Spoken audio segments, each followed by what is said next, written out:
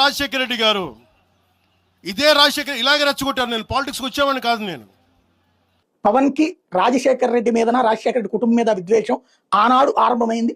ఆ ఆరంభమైన విద్వేషం రెండో కోణంలోకి తీసుకుని వెళ్ళారు.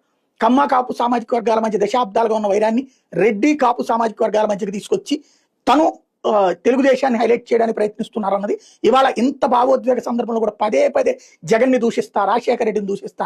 అసలు వాళ్ళిద్దరికి ఇప్పుడు ఈ ఇష్యూలో ఏమైనా సంబంధం ఉందా? ఏమీ లేదు. అక్కడ జరుగుతున్నది ఎవరికి? తెలంగాణ ఉద్యమకారులు లేకపోతే కాంగ్రెస్ నాయకులు మాట్లాడిన మాటలు, బీఆర్ఎస్ వాళ్ళు మాట్లాడాలా, ఇంకెవరు మాట్లాడాలా. కమ్యూనిస్టులకు సంబంధించినటువంటి వాళ్ళు కూడా ఆయన కమ్యూనిస్టుకు సంబంధించిన సానుభూతి కూడా తప్పించేయలేదు.